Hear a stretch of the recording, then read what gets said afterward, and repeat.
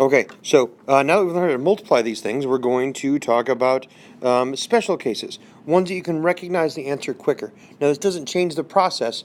These are just special cases. You go, oh yeah, I see that, and you know the answer quicker than actually having to do the work. So if you want to memorize them, that's probably not a bad idea.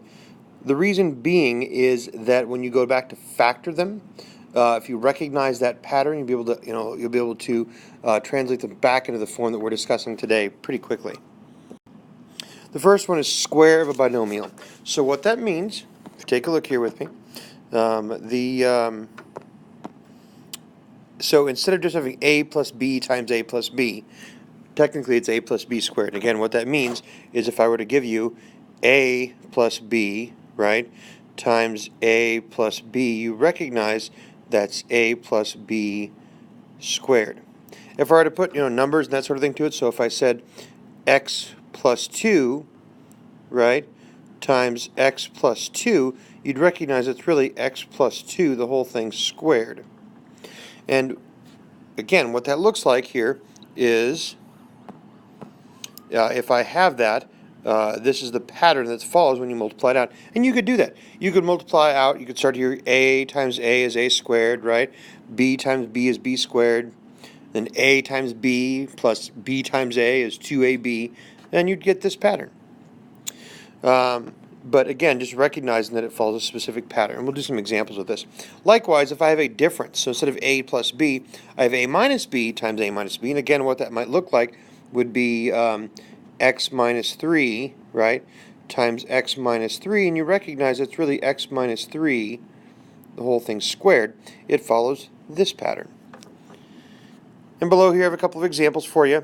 So if I had x plus 8 times x plus 8, in other words, x plus 8 squared, you'd recognize that's, x times x is x squared, 8 times 8 is the 64, 8 times x is 8x, x times 8 is 8x, so you get your 16x by adding them.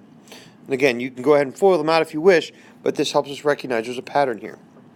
Likewise, if I have the pattern and it's a difference here, right, the difference of a square of binomial, you follow this very specific pattern.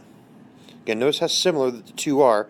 This is plus 2ab, this is minus 2ab. So the plus is at the end because negative times negative is positive, and still positive in the front here. So again, recognizing that pattern.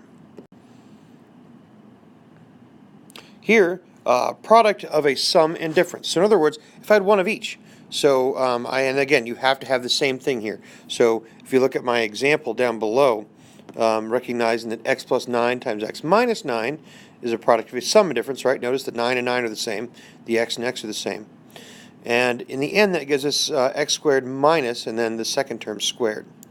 The reason is, here, just a second, if I were to go ahead and multiply that out, again, FOIL it, right? I would get x squared plus 9x minus 9x minus 81. Obviously, two middle terms cancel each other out, so I just get the x squared minus 81. So recognizing there's a pattern there, because later on, again, I'm going to expect you to go from this back up to this. I'm going to expect you to be able to factor it out for me. So that's where these patterns come in handy. Saves some work. And here are the two concepts we covered today. Again, kind of a short run through there, and we'll do some examples here in the next video. But again, so sum here, right? Difference here. Again, concrete examples. And here, one of each, right? Product of a sum and difference. Again, following a very specific pattern where the middle term is wiped out.